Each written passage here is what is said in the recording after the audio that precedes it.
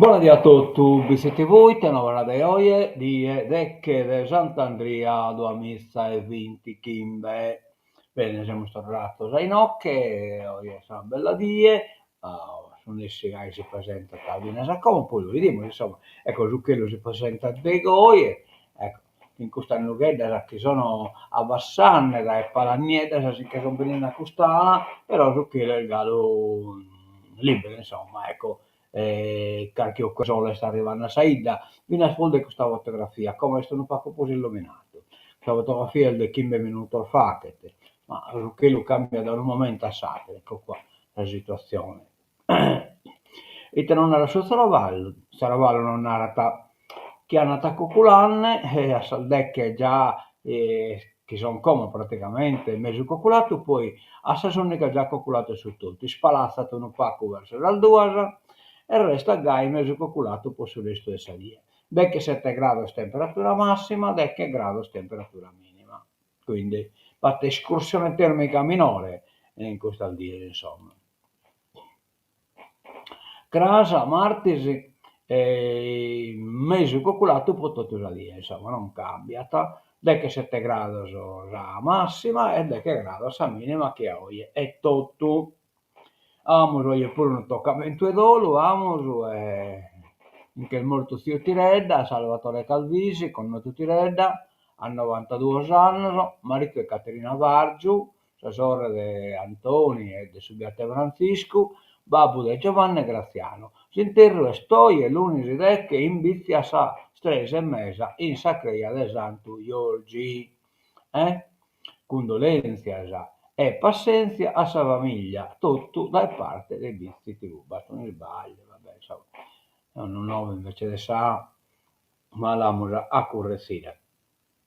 Bene, poi torniamo sul conto de, appunto, adesso, colletta de Carchisoli, insomma, però Pipineddu Zella, non è una cosa che mi ho inventato io come taponato, ma è una cosa, un appello che è stato atto da Roberto Angelini, che è un nepote, visto che Vittorina mi pare che sia la mamma,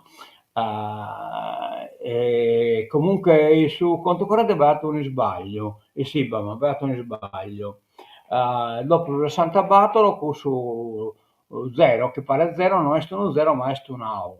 E quindi chi è eventualmente che deve mandare su contributo suo, ha provato e funziona, insomma, prima non funziona, lui poteva fare, insomma, ovviamente questa è una cosa di aiuto legale, insomma, ecco, la famiglia, l'appetito, e il viene suonato di solidarietà tipo da parte di Saida. Bene, torniamo purtroppo a questa questione che non ha posto in dolo in tutto Saida, Poceria come Meloni, che siamo aspettando, isco, posso che isco la facere la, l'analisi necroscopica, insomma, martesi, questo martesi e non prima, e quindi fosse interro vado a toccare l'alode aspettare.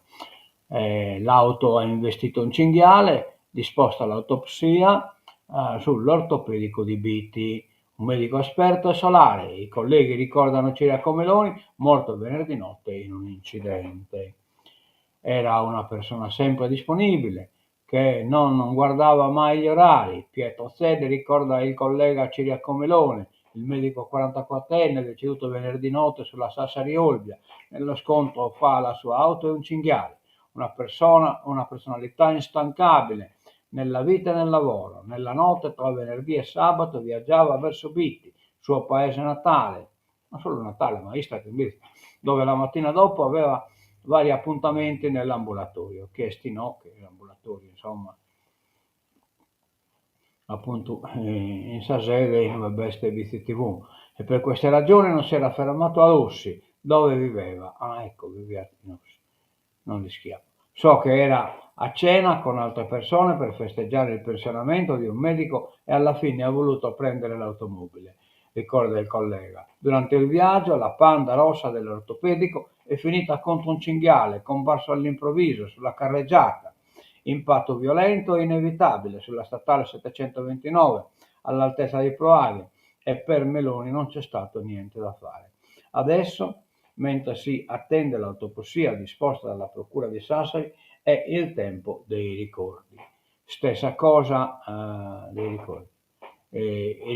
Abbiamo fatto insieme il corso di specializzazione, siamo diventati subito amici, riferisce Stelle, che poi si sofferma sul lavoro in un centro di Nuoro. Penso che tutti possano dire la stessa cosa di Ciriaco. Era una persona socievole e solare e di grande spessore professionale, tanto da essere tra i pochi nel Policlinico Sassalese a poter eseguire gli interventi con i robot. Nel 2023 l'operazione chirurgica in equipe per impiantare una protesi di spalla, adoperando una tecnologia 3D e un navigatore GPS, aveva una grande capacità nei trattamenti protesici e nella artroscopia, ricorda il collega, abilità che riconoscono i suoi pazienti e che hanno scritto tanti pensieri sui social. C'è chi ricorda come il medico mi ha salvato la gamba e chi lo ha definito gentile e premuroso come ogni buon barbaricino, aggiunge il collega, era pure ospitale e generoso. Il dolore. Bitti è una comunità sotto shock. Ciriaco Meloni era molto legato al paese dove viveva il padre. Anni fa aveva perso la madre. I suoi amici, scossi dalla notizia, si sono subito precipitati all'obitorio di Sassari per un ultimo abbraccio d'affetto, pur fra profondo dolore e lacrime. O io, in dolo sì, ne siamo in dolo. Leone, 14°, Chiesa da riformare ma con giudizio. Questa è una notizia che è scapitata in occhio, non mi rubatelo, ma visto che bisogna la chimulo. Il Papa fissa per il 7 e l'8 gennaio il suo primo concistoro. Ci sarà anche Becciu. Una riforma quindi prevosto detta la linea di San Giovanni Laterano. A fine giubileo la riunione dei cardinali. Nelle riforme della Chiesa non siamo frettolosi e superficiali, scaviamo a fondo, liberi dai criteri del mondo che troppo spesso pretende risultati immediati perché non conosce la sapienza dell'attesa. È la linea per il suo pontificato e Leone XIV l'ha detta celebrando una speciale messa a San Giovanni in Laterano, parole che danno la chiave di lettura per il prossimo grande appuntamento trapelato ieri. Torniamo alla zona nostra e andiamo alla zona sportiva. Allora Corrasi Bittese ha perduto purtroppo 1-0, mentre Zalulese e Dorgalese 3-1. E questa partita l'ha podata in diretta, quindi se qualcuno la vuole vedere la potete vedere che è sempre questa pagina del BCTV, pagina Facebook di BCTV. La classifica come scusta, allora la Bittese è penultima, a Chimbè punto, Zalulese è in mezzo classifica chi 9 punti, quindi questo risultato del Zalulese di ieri è stato veramente micidiale, dopo chi i perdenne 1-0, però lo Spizzino si sono ischittato, hanno reagito bene e hanno segnato 3 gol. Va capito pure un'espulsione, devono Luvulese, devono squadra di Luvula, però insomma hanno manteso Vina già dopo l'espulsione. Complimenti a Salolese e complimenti pure a Sabitese, perché sul campionato suo poi è chiaro, parte squadra che sono più forti, la Vina è più fortunata, che sono nanne addainati. ASL, oggi un incontro sulla salute mentale. Il tema della salute mentale sarà di nuovo al centro di un incontro promosso dall'ASL che si terrà questo pomeriggio alle 16:30 in via Solferino 18 a Nuoro. Il tema dell'incontro, che fa parte del filone Agorai, E il lavoro il tema è il lavoro, opportunità di crescita e benessere. Il percorso Agorai è un'iniziativa con la quale l'azienda sanitaria vuole avviare incontri comunitari tra i portatori di interesse nel campo della salute mentale con un preciso obiettivo, quello di condividere azioni e iniziative nel territorio, di esplorare spazi partecipati, idee ed esperienze, costruire reti sociali inclusive, democratiche e supportive. Va bene, supportive. Va. Del supporto, insomma. Ecco. Nel 70% dei luoghi c'è la mano dell'uomo, cioè questa è un'indagine che hanno fatto su adesso al fuoco, l'assessore all'ambiente, nuove leggi per la protezione civile, le aree tutelate e le aree tutelate svecchieremo forestas. Cioè Laconi nel 2025 bruciati meno ettari, il sistema antincendio sta funzionando, Laconi è l'assessore.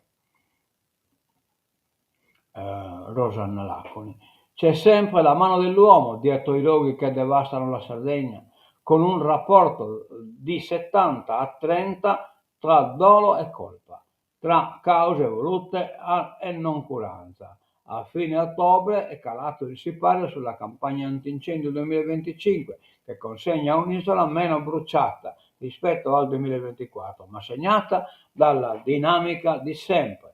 Il manto nero dove prima c'era il verde sarebbe un disastro evitabile. Sì, questo speccoso, insomma, un indicatore che hanno a ponere su e poi lo natelo, insomma, che lo ha che ne po' che sono sbadato se pacu e che impacca curanza delle scuole.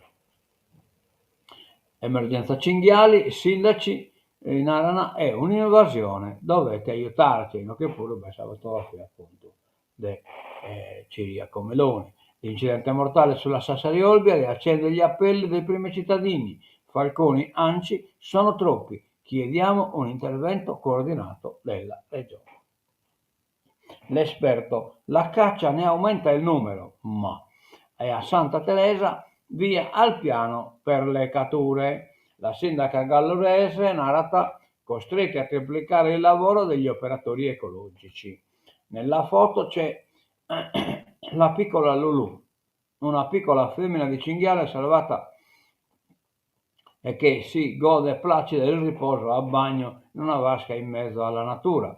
Usa questa immagine il veterinario Paolo Biguglio della clinica Due Mari di Oristano per un post su Facebook.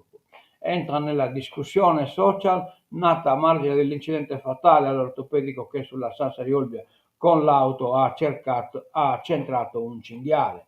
Il veterinario fa una premessa: hanno tutto il diritto di, in qualità di animali selvatici, di muoversi sul territorio e quindi anche il diritto di attraversare le strade. E si schiera contro i toni allarmistici. L'invasione, spiega, è causata dall'uomo. Gli inverni più miti, l'abbondanza di cibo come rifiuti e scarti agricoli e l'abbandono delle zone rurali. Briguglio è chiaro, l'assioma più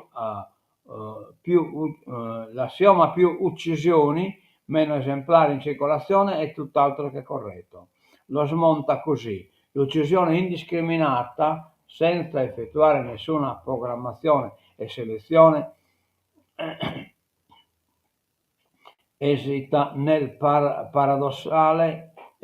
cioè andata a finire, nel paradossale risultato di aumentare la numerosità della popolazione. Se la famiglia viene distrutta e dispersa dalla battuta, vengono uccisi animali a caso e la conseguenza è la dispersione sul territorio delle femmine giovani, che a quel punto si riproducono con un'efficienza riproduttiva molto più alta di quella propria delle femmine più anziane dominanti. Nelle stesse ore la sindaca di Santa Teresa, Nadia Amatta, ufficializza invece il piano di cattura nel territorio. Per mesi, anzi per anni, abbiamo vissuto un vero incubo. I cinghiali hanno invaso il centro abitato e le campagne, rovistando tra i rifiuti di utenze domestiche e commerciali, rovesciando cassonetti, sporcando intere aree del paese. Per mantenere Santa Teresa decorosa e vivibile siamo stati costretti a triplicare il lavoro degli operatori ecologici. Dopo 2 anni esulta per l'autorizzazione ottenuta e intanto chiede ai cittadini: smettiamo di alimentare questi animali, anche solo lasciando cibo o rifiuti accessibili. È un gesto che, seppur animato da buone intenzioni, alimenta un problema gravissimo. Oia. Paraula Spanedda e la legge sul fotovoltaico. Nessun divieto di pannelli sui tetti. L'assessore: faremo un regolamento per evitare singole interpretazioni. Questa è la modifica che hanno fatto a legge numero 20. Allora, nessun blocco per i lavori di efficientamento energetico che prevedono impianti fotovoltaici nei tetti delle abitazioni dei centri urbani, semmai una autentica interpretazione delle norme che favoriscono proprio gli utenti, in un caso che semplificano le procedure autorizzative dei comuni e delle imprese, dall'altro. In attesa della sentenza della Corte Costituzionale sulle aree idonee, prevista per la prossima settimana e a poche ore dal varo della legge che introduce alcune modifiche alla legge 20, l'assessore regionale all'urbanistica Francesco Panedda interviene nuovamente sulla leggina approvata mercoledì dal Consiglio regionale. Assessore, che cosa prevede la legge? Di fatto un articolo con 2 commi. Nella prima parte c'è una interpretazione autentica di un punto della legge 20, i pannelli sui tetti delle abitazioni si possono e si potranno installare. Siccome in un allegato alla legge 20 si parlava di divieto di realizzazione di impianti all'interno della fascia di 1000 metri dal centro abitato, alcuni uffici tecnici ed enti hanno interpretato questa frase come divieto assoluto di fotovoltaico, quando noi lo avevamo inteso solo per impianti a terra. Con questo comma vengono meno i dubbi. L'altro elemento della leggina riguardante le aree industriali, abbiamo semplificato situazioni al limite. Faccio un esempio: sulla copertura di un capannone industriale esistente a 2 km da un nuraghe si possono o no installare pannelli fotovoltaici? Per noi sì, ma l'applicazione pratica della norma era molto complicata. Adesso è chiaro che in quel caso prevale il criterio di idoneità. Terzo punto, il regolamento da redigere entro 3 mesi. Nel frattempo cosa realmente si blocca?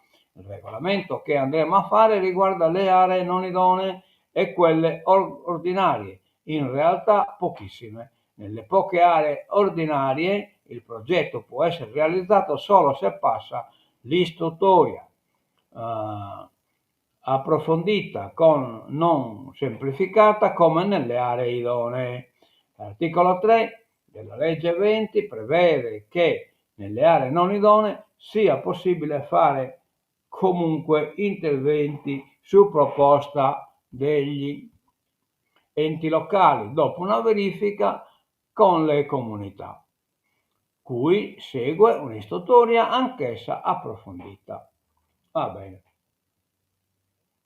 Per evitare che i comuni si muovano in 377 modi diversi con interpretazioni proprie, faremo un regolamento che stabilirà una griglia di criteri guida. Questo regolamento, come prevede la legge, non riguarda l'autoconsumo per le imprese e le famiglie, né le installazioni sui tetti, e quindi sui tetti questa è già una cosa definitiva. Allora, la vera sfida per gestire l'IA, intelligenza artificiale, ridurre le ore, non i salari. Giorgio Parisi su rischi e opportunità legate all'intelligenza artificiale. È arrivato il momento che su questo tema si apra una riflessione politica. Siamo assolutamente d'accordo. Arriviamo alla politica internazionale. Russia prove di dialogo con gli USA, e cioè per esempio sempre su matissimo motivo cercare di imbambolare a questo minchione di Trump lo tornare praticamente a coglionare. Lavrov rilancia il rapporto con Rubio e si scaglia contro l'UE e Calenda. Vabbè. Dopo i rumor che lo volevano caduto in disgrazia nell'entourage del presidente russo, il ministro degli esteri Sergei Lavrov si è ripreso la scena lanciando ieri una serie di messaggi agli USA e all'Occidente. Il capo della diplomazia di Mosca ha precisato che ci sono molti elementi irritanti nelle relazioni russo-americane ereditate dalla precedente amministrazione statunitense. Ci vorrà tempo per chiarire la situazione. Con l'arrivo della nuova amministrazione abbiamo percepito la volontà di riprendere il dialogo. È in corso, ma non rapidamente come avremmo voluto. Lavrov, in un'intervista, ha rilanciato sulla restituzione dei beni diplomatici russi sequestrati da Obama nel dicembre 2016, 3 settimane prima dell'insediamento di Trump. Quanto ai rapporti, il segretario di Stato Marco Rubio, entrambi capiamo la necessità di una comunicazione regolare. Vabbè. Marianello Paolo Leone XIV pronto a convocare il concistore ai primi di gennaio.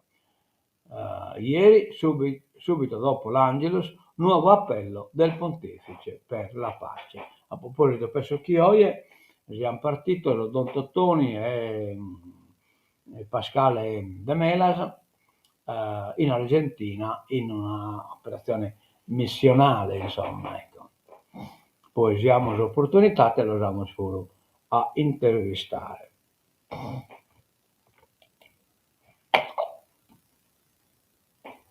Allora, lo shutdown colpisce l'Ucraina, cioè lo shutdown è praticamente un blocco finanziario che è stato in America, non hanno approvato la finanziaria, quindi los aerei non hanno volato e certos aerei e quindi vi nascono tipiche armi in Ucraina. La Russia tenta di riprendere i negoziati, Lavrov pronto a incontrare Rubio. Bloccati 5 miliardi di dollari per armamenti ai paesi NATO destinati a Kiev. Cioè praticamente noi scritto pacanne l'America, pacanne noi e America vorniata dall'arma. Miliziani di Hamas nei tunnel di Rafah. Dopo più di 11 anni dalla sua morte in battaglia nella striscia di Gaza, Israele ha ricevuto da Hamas il corpo del soldato Hadar Goldin. Le analisi forensi hanno confermato che si tratta proprio del giovane tenente ucciso. Allora, rallegrandosi di aver recuperato 250 ostaggi e promettendo li riporteremo indietro tutti, altri 4 corpi restano infatti ancora a Gaza, ma la restituzione di Goldin era stata ventilata da funzionari israeliani e americani come condizione per sbloccare la trattativa sul salvacondotto per circa 150 miliziani di Hamas intrappolati nei tunnel sotto Rafah e Khan Yunis per la presenza dell'IDF in superficie. Pubblicamente Israele ha smentito che ci sia un accordo in tal senso, assicurando che distruggerà fino all'ultimo tunnel. Bene, 10 anni fa la strage del Bataclan, cioè aveva fatto l'ISIS il 3 novembre, l'ISIS uccise 132 persone, la Francia si ferma. Purtroppo tocca ammentare questa strage. La Francia si ferma, il 13 novembre 2015 resta il giorno più buio, l'incubo che durò 5 ore, il tempo dei raid sanguinosi degli jihadisti dell'ISIS, dallo Stade de France al bistrò dove le raffiche di mitra colpirono a caso fra i clienti seduti ai tavolini, per finire con la carneficina del Bataclan, la sala da concerti dove 90 giovani, tra i quali l'italiana Valeria Solesin, di 28 anni, furono uccisi mentre assistevano ad un concerto. Tutti i parigini ricordano nei particolari quella sera. e che in questo terminiamo siete 9 de oggi e non diamo appuntamento a casa. Il basamento che stasera ho sentito di Tireda, poi non disco commente, cannata si sentito di Ciriaco Meloni. Terminiamo questa sigla di tancatura, ecco qua.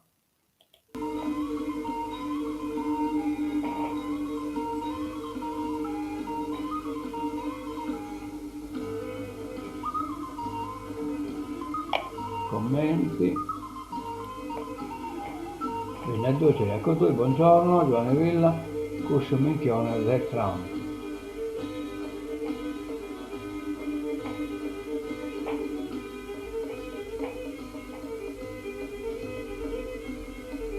A mezzo vedere e die buona a tutti dai Bizzi TV, adiosu e mezzo a casa.